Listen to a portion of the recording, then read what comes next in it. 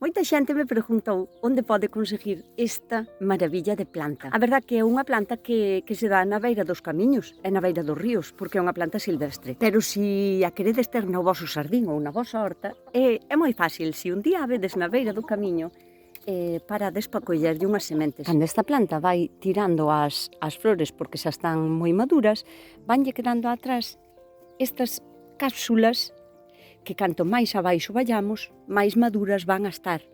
Podedelas coller e gardádelas así para que acaben de madurar na cápsula, non as quitedes aínda daqui.